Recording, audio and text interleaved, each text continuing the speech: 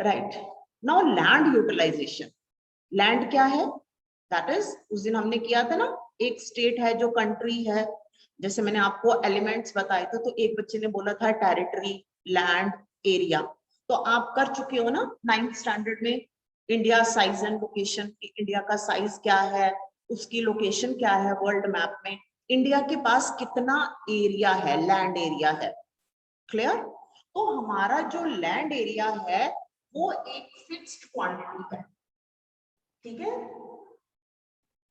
जो हमारा land area है वो फिक्स्ड क्वांटिटी है, क्लियर। कैसे, जैसे अब आपने घर बनाया, ठीक है, आपने कितना, जितना प्लॉट लिया था, सपोज आपने 10 मरले का, हम कहते हैं प्लॉट लिया, 5 मरले का प्लॉट लिया, 20 मरले का प्लॉट लिया, उसके अंदर अंदर ही घर बनाते हैं ना हम।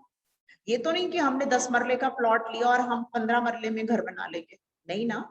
जितना हमने पैसे दे के एरिया खरीदा है, उसी एरिया के विद इन हमें अपना घर बनाना है। चाहे उसमें हम कवर्ड एरिया थोड़ा रखें, चाहे 2 कमरे बनाएं, पीछे चाहे हम किचन गार्डन बनाएं, आगे हम पोर्च बना लें, उसके आगे हम गैराज की जगह रख लें, that is up to you कि मेरा जो 10 मरले का प्लॉट है उसको मैंने 4 पार्ट्स में डिवाइड करना है, 2 पार्ट्स में डिवाइड करना है, उसको मैंने किस किस वे से यूटिलाइज करना है, ठीक है। इसी तरह हमारा लैंड एरिया इंडिया का है, clear. India has got a stipulated land, जो हम इंडिया का मैप देखते हैं, हम आइडेंटिफाई कर लेते हैं, this is our land area, alright. अब उस लैंड एरिया को इंडिया में हम किस तरह से यूज करते हैं, very simple, don't make it complicated, very simple it is, कि वो जो लैंड एरिया है हमारा, उसमें क्या क्या होता है, ओके, हमने वो स्टडी करना है आज। तो सबसे पहले if you see on page number 5, forest area, तो ये सब हमको पता ही है, हमने किया भी है कि कितनी इंपॉर्टेंस है फॉरेस्ट एरिया की। तो हमारा जो लैंड एरिया है उसमें हमारा काफी पार्ट जो है वो फॉरेस्ट से कवर्ड है। Second, land not available for cultivation, अब कुछ ऐसा भी लैंड है जिसपे खेती नहीं होती, कल्टीवेशन, एग्रीकल्चर हम नहीं कर रहे हैं, क्लियर। हम क्या कर रहे हैं, लैंड यूटिलाइजेशन इन इंडिया, ठीक है। तो उस पे वो किस तरह का लैंड है, जो land not available for cultivation है वो किस तरह का लैंड है, बैरन एंड वेस्ट लैंड। बैरन का मतलब ये होता है कि जहां पर कुछ नहीं होता, वेस्ट लैंड कुछ ऐसा लैंड जो बेकार है, उस पे हम एग्रीकल्चर नहीं कर सकते। ये किसके पार्ट है, this is the part of land not available for cultivation, that is barren and waste land, बंजर। बैरन को हम क्या कहते हैं, बंजर धरती, ठीक है, जिसपे हम एग्रीकल्चर नहीं कर सकते हैं। और साथ में कुछ ऐसा वेस्ट लैंड जो किसी कारणवश, क्लियर, ऐसा हो गया है कि उस पे अब खेती नहीं की जा सकती, okay. Next is land put to non agriculture use, और इसके अलावा हम इसमें क्या कर रहे हैं, हम कुछ ऐसा लैंड है जो कि हम क्या कर रहे हैं, उस पे रोड्स बना रहे हैं, बिल्डिंग्स बना रहे हैं, फैक्ट्रीज बना रहे हैं, ये तो हमें पता ही है, अर्बनाइजेशन, ठीक है। तो वो लैंड पे ही होगा ना, हवा में तो घर बना नहीं रहे हम, क्लियर। लैंड पे ही घर बन रहे हैं, लैंड पे ही फैक्ट्रीज बन रही हैं, इस पे ही हम सब लोग रहते हैं, ठीक है। तो हमारा फर्स्ट क्या था, फॉरेस्ट, और सेकंड क्या है, barren and wasteland, and land used for construction of buildings, roads, factories. इसको आप ऐसे सिंपल भी लर्न कर सकते हो, जरूरी नहीं है land put to non agriculture. जब हम उस पे बिल्डिंग बना रहे हैं तो it's very much understood that it is non agriculture, okay. अब नेक्स्ट, अदर अनकल्टिवेटेड लैंड। अब और कौन सा लैंड ऐसा हमारे पास आ गया जिसपे हम कल्टीवेशन नहीं कर रहे, ठीक है। अब वो क्या है, excluding fallow land, permanent pastures and grazing grounds. Permanent pastures क्या होते हैं, pastures, if you remember in 9th standard you have read about pastoral groups, pastoral groups के हमने पढ़ा था ना, गद्दीज के बारे में, ठीक है। देखा था हमने कैसे कि वो अपनी हर्ड्स को लेके एक जगह से दूसरी जगह जाते हैं, ठीक है। जैसे विंटर्स में स्नोफॉल हो जाती है, हायर रीचेस, हिमालय के हायर रीचेस में विंटर में स्नोफॉल हो जाती है, तो वहां पर जो प्लांट्स की ग्रोथ नहीं होती तो वो अपनी हर्ड्स को लेके नीचे आ जाते हैं, in the lower Shivalik hills में आ जाते हैं। वहां पर उनकी जो कैटल्स हैं उनको इजिली ग्रेजिंग ग्राउंड्स मिल जाते हैं। So pasture lands are those areas which are used for grazing. Grazing क्या है? जो चारा, हमारी भेड़ बकरियां, क्लियर, काओ, बफेलो, ये जो चारा खाती हैं। आपने, अगर आप अभी कभी हिल स्टेशंस पे गए होंगे, आपने देखा होगा खजियार। खजियार में आप देखो बहुत सारा बड़ा बड़े स्पैन्स हैं जहां पर छोटी ग्रास होती है। तो वो क्या है, हमने कुछ एरिया ऐसे छोड़ दिए हैं जो हमारे परमानेंट पैस्चर्स हैं for the grazing purpose and grazing lands, ठीक है। Next is land under miscellaneous tree crops. Miscellaneous क्या मतलब हुआ? अलग अलग तरह से, ठीक है, अलग अलग तरह के पेड़ लगे हुए हैं। ट्री क्रॉप्स, क्रॉप्स हम क्यों कहते हैं? Tree crops, groves. एक तो ट्रीज हैं जो नेचुरल वेजिटेशन में आते हैं, आपने ये भी 9th स्टैंडर्ड में पढ़ा है, ठीक है। जब हमने टाइप्स ऑफ वेजिटेशन किया था तो उस टाइम में आपने पढ़ा था कि natural vegetation, those trees which grow on their own, clear. But यहाँ पर कह रहे हैं ट्री क्रॉप्स, ग्रोव्स। ग्रोव्स क्या होता है कि एक झुंड, पेड़ों का एक झुंड, जैसे जनरली फ्रूट ग्रोव्स को हम कहते हैं। कभी आपने देखा होगा कि एक जगह पे बहुत सारे इसके लगे होते हैं पेड़, जैसे अमरूदों के। We are growing guavas at one place जहां बहुत सारे ट्रीज लगे हुए हैं, ठीक है। Generally we have mango groves, clear. Apple groves हो सकते हैं, यहाँ ये किसी ड्राई फ्रूट के ट्रीज भी हो सकते हैं। हम उसको क्रॉप क्यों कह रहे हैं? बिकॉज वी आर ग्रोइंग, उसको हम ग्रो कर रहे हैं। वेजिटेशन और क्रॉप में यही डिफरेंस होता है। वेजिटेशन इज नेचुरल, क्रॉप्स जब हम वर्ड यूज कर देते हैं तो it means man is growing that. तो ये जो ग्रोव्स हैं, ट्री ग्रोव्स हैं, ठीक है। जैसे अब ये ट्रीज हैं, यहाँ बहुत सारे ट्रीज, क्लियर। एक हमें कैनोपी सी नजर आती है ट्री ग्रोव्स की। अब ट्री ग्रोव्स की क्या खासियत है कि इनमें अंडर ग्रोथ नहीं होती, यहाँ पर बुशेस नहीं होती कि जैसे यहाँ पर ऐसे बुशेस ग्रो कर रही हैं वाइल्ड, ऐसा नहीं होता इनका generally. They are very clean and we only have a set of trees. जैसे अब आपने जनरली देखा होगा कीनू is grown in Punjab, Punjab में बहुत होती है। तो ये होशियारपुर साइड हमारा एरिया है, यहाँ पर आपको गुआवा और कीनू के बहुत सारे ट्री ग्रोव्स मिलेंगे, clear. Next, cultivable wasteland left uncultivated for more than 5 uncultivated years. कुछ ऐसा हमारे पास जमीन का हिस्सा ऐसा भी है जिस पे खेती हो सकती है, एग्रीकल्चर हो सकती है, बट पिछले 5 सालों से किसी कारणवश उस पे हमने एग्रीकल्चर नहीं की, clear. And it was left uncultivated. उस वो हो सकती है, that is a fertile land, वो बैरन नहीं है, ठीक है, वो वेस्ट लैंड नहीं है, उस पे एग्रीकल्चर हो सकती है, बट किसी कारणवश due to some reason we have not grown crops on that area in the last 5 years, clear. Next, fallow lands. Current fallow means अब, करंट मीन्स अब, इस टाइम पे current fallow, clear, that is left without cultivation for 1 or less than 1 agricultural year. Means कि हो सकता है 1 साल के लिए जहां 8 महीने 9 महीने मैंने उस एरिया पे कोई एग्रीकल्चर प्रोडक्ट क्रॉप नहीं ग्रो किया।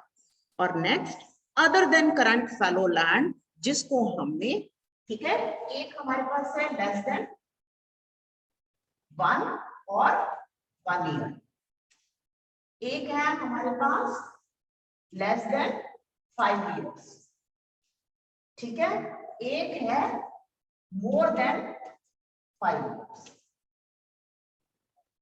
3 तरह के हमने पढ़ लिए ना, current fallow, left without cultivation for 1 or less than 1 year, other than current fallow means left uncultivated for past 1 to 5 agriculture year, means less than 5 years, और एक हमारे पास ऊपर कौन सा था, left uncultivated for more than 5 years. तो ये सारा this is the distribution of the land which is available to us, the land utilization. ठीक है, और as per the use इन तीनों के अलग अलग नाम है जो अभी हमने। अब नेक्स्ट क्या आ गया, next is net sown area. Net sown area means अब मेरे पास ये इतना प्लॉट है, सपोज करो इतना एरिया है, ठीक है, ये सारा एग्रीकल्चरल लैंड है, यहाँ पर क्रॉप्स ग्रो किए जा सकते हैं, ठीक है, बट इस साल क्लियर मैंने क्या किया, मैंने ठीक है सिर्फ इतने एरिया में क्रॉप्स ग्रो किए, ठीक है, टोटल एरिया मेरे पास कितना था, दिस टोटल एरिया, ठीक है, इसको मैंने क्रॉप्स ग्रो करने थे, मैंने खेती करनी थी, बट मैंने ये छोड़ दिया, मैंने क्या किया, मैंने इस बार खेती सिर्फ इतने एरिया पे की, क्लियर, ठीक है, तो अगर ये मेरा 10 by 10 का प्लॉट था, ठीक है, तो मैंने सिर्फ क्या करा, ठीक है, मे बी 3 by 10 में ही मैंने खेती की इतने प्लॉट में, तो मेरा नेट सोन एरिया कितना आ गया, net sown area is this, इतना, सिर्फ ये वाला नेट सोन एरिया है जिसपे मैंने इस बार क्रॉप्स ग्रो किए। Area sown more than once in an agricultural year, ठीक है, वो क्या है, net sown area plus area is known as gross crop. अब नेट सोन एरिया ये हो गया, ठीक है, और ये वाला एरिया जिसपे मैंने अब खेती की, पहले भी की और शायद बाद में भी करेंगे, तो इस पे मैंने 2 क्रॉप्स किए, इस पे मैंने सिर्फ साल में एक ही क्रॉप ग्रो किया, बट टोटल मेरा मिला के ये जो एरिया था नेट सोन, ये क्या हो गया, cross crop area. Is it clear? तो ये हमारी जो है it is land utilisation, so don't get too much confused. इसका भी जैसे मैंने आपको अलग अलग फ्लो चार्ट्स बना के बता रही हूँ, ठीक है, उसी तरह आपने इसको भी लर्न करना है। Next, otherwise we will do question answers, I will send you that on my. Yes, trees which are grown on the side, sometimes they grow as vegetation only. Is it clear? That is land which is not cultivated. वो not cultivated आएगा land. Next is land use pattern in India. We have already done. Clear? अब उसके लिए I will share. Come to page number 6. Page number 6 में अगर ये pie chart दिया हुआ है, आपके साथ मैं ऐसा ही एक पाई चार्ट शेयर करूंगी। अगर वो पाई चार्ट अगर आप सिंपली लर्न कर लेते हो, then also your purpose will be solved. Clear? बाद में सिर्फ पाई चार्ट में आपने डेटा देखना है, बाद में आप उसको वर्ड की फॉर्म में, सेंटेंसेस की फॉर्म में लिख सकते हो। That will be very easy. Today in the group I will be sharing that pie chart with you. Then land degradation and conservation measures, ठीक है। अब हम जैसे बाकी सोर्सेस के बारे में बात कर रहे हैं, कल जैसे हमने बात की थी, तो अगर हमारे पास कोई रिसोर्सेस हैं, if we have resources, so we all know that by over utilisation we are doing. अब हम पंजाब का एग्जांपल ले लेते हैं। In Punjab what are we doing? We are growing continuously. आपने ग्रीन रेवोल्यूशन पढ़ा था ना, it was there in your syllabus in the 9th standard, green revolution। तो green revolution के अंदर क्या हुआ था? To grow more crops। Clear? हमने क्या किया? We started using HYV seeds, और HYV seeds जो हम use कर रहे थे, that required more water, clear, and they required more pesticides। So ज्यादा पेस्टिसाइड यूज करने से क्या हुआ? That the quality of land, वो मैंने आपको समझाया था कि लैंड डिग्रेडेशन कैसे होती है, बिकॉज दीज पेस्टिसाइड्स दे सीप इनटू द हम उसको सॉइल के साथ मिक्स करते हैं, स्प्रे करते हैं, फिर हम उसको इरिगेट करते हैं वाटर के थ्रू, वो क्या करते हैं सॉइल में भी सीप कर जाते हैं और फिर अंडरग्राउंड वाटर में भी चले जाते हैं। As a result the land and the water gets degraded. तो हम ये रीजंस देख रहे हैं कि what are the reasons that the land is getting degraded. Clear? So come to page number 7. Here we have the reasons. Mining sites, this is very important paragraph, you can underline here also and you can take for learning also. Mining sites are abandoned after excavation. Mining sites means जहां से हमें अलग अलग तरह के mineral ores मिलते हैं, हम क्या करते हैं, हम उनको एक्सट्रैक्ट कर लेते हैं, बट हम उनको बाद में रीसेट नहीं करते हैं, लैंड को अबंडन कर देते हैं, खुला ही छोड़ देते हैं किसी के लिए भी। ठीक है, हमने जो चाहिए था वो निकाल लिया हमने, ठीक है। अब जैसे जनरली आप देखते हो, आई गिव यू एग्जांपल कि कैसे अबंडन कैसे कर देते हैं हम।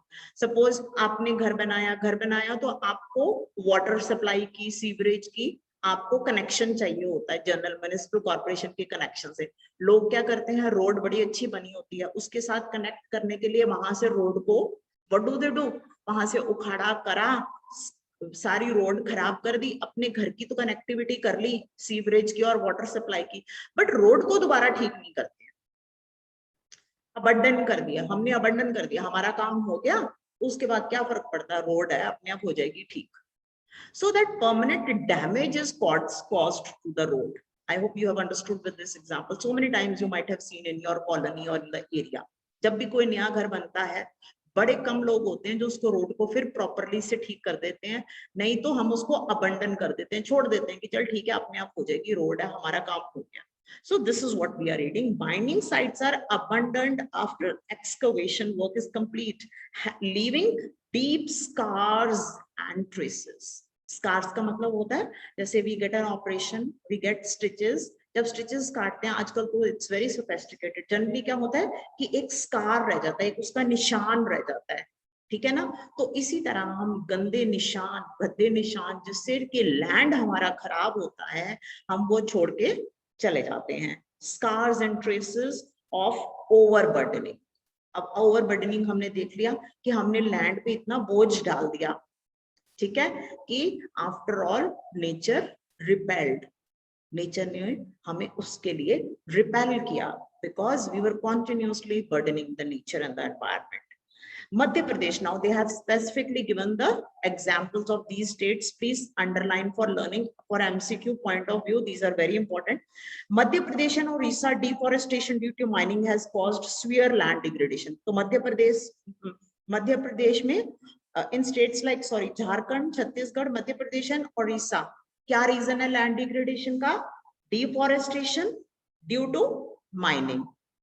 In states like Gujarat, Rajasthan, Madhya Pradesh and Maharashtra, overgrazing, clear, is the main reason of land degradation. In states like Punjab, Haryana, Western Uttar Pradesh, over irrigation is the responsible for land degradation. Over irrigation, मैंने आपको बोला कि जब से green revolution आई है उसके बाद हमने जो मेथड अडॉप्ट किए एग्रीकल्चर से, that requires, that's why we say that now we should shift to such crops which don't require much water, as I told you earlier also that paddy is an water intensive crop, और वो rotation में पंजाब में grow होता है हर साल। wheat and rice we are growing continuously, जिससे क्या हो रहा है कि पंजाब का लैंड भी बहुत डिग्रेड हो गया है, clear, due to water logging leading to increase in salinity and alkalinity in soil. अब ये सारा अल्कलाइन और सेलाइन नेचर जो होता है सॉइल का, ये क्या होता है, because water also contain different kinds of minerals, इतने हम पेस्टिसाइड्स यूज करते हैं, so all this is leading to increase of chemical content in our soil, in and water, and thus leading to, जैसे मैंने आपको पहले भी बताया था कि हमारे इधर in some areas in Punjab ये डिग्रेडेशन जो वाटर में इतनी ज्यादा हो गई है कि हम अगर इसको फिल्टर से भी फिल्टर करना चाहते हैं, then also it can not be, arsenic is present and very minute particles जो होते हैं वो रह जाते हैं पानी में, because the pollution is so high, level of pollution is so high now. So the mineral processing like grinding of limestone, cement industry and calcite and soapstone for ceramic industry generate huge quantity of dust in the atmosphere. It retards the process of infiltration of water into the soil. Cement है, आपको पता है cement में जैसे ही हम पानी mix करते हैं क्या होता है, सॉलिडिफाई हो जाता है ना, वो सॉलिडिफाई हो जाता है। तो इसी तरह जो बड़ी फाइन डस्ट सीमेंट की, लाइमस्टोन की उड़ उड़ के हवा के साथ आके लैंड पे सेटल हो जाती है, तो it blocks the seepage of water. अब आप देखो आपके ये इसमें अर्बन एस्टेट में हर टाइम में whenever rainy season is there, why so much of water logging is there, इतना पानी क्यों खड़ा हो जाता है? हो सकता है एक सीवरेज की प्रॉब्लम तो होगी। सब लोगों ने क्या किया है, वाटर सीपिंग के लिए जगह ही नहीं छोड़ी, हमने सब जगह कंक्रीट सीमेंट के रैंप बना दिए, हमने साइड पे एजेस बना दी, अपने घर के आगे पानी ना खड़ा हो, हम सब ने वहां पर सीमेंटेड और कंक्रीट एरिया बना दिया। तो पानी कहाँ जाएगा, पानी सड़क पे ही खड़ा होगा ना। हमने कहीं भी सॉयल, ग्रास, ट्रीज की प्लांटेशन ही नहीं करी कि so that the water can सीप इन एंड गो अंडरग्राउंड, हमने उसको ब्लॉक कर दिया। Clear? So this also results in the problem of degradation of land. There are many ways to solve the problem. Clear? Afforestation. Now note down how we can conserve. That is afforestation and proper management of grazing can help to some extent. Planting of shelter belts of plants, control on overgrazing, stabilization of sand dunes by growing thorny bushes are some of the methods to check land degradation. So please underline here and mark that these are the methods, some of the methods where we can save, protect the land. Proper management of wastelands, control of mining activities, proper discharge and disposal of industrial effluents, and wastes after treatment can reduce. So this whole paragraph tells us that how we can preserve our land, how we can protect land. So the next topic is soil as a resource. We all have read so many times about soil, that the soil, the topmost layer of the earth consists of soil, and soil takes hundreds of years to make. It is a process you have already done in 7th standard, that how igneous rocks, metamorphic, sedimentary rocks, metamorphic rocks, these on weathering, different kind of weathering, they get broken into particles, clear, and how the soil is formed. So soil formation, soil as a resource is your next topic, and then we have the classification of soil and map. So in the next lecture tomorrow, I'll be taking up. So now you can please share your doubts with me. I will take up your doubts one by one.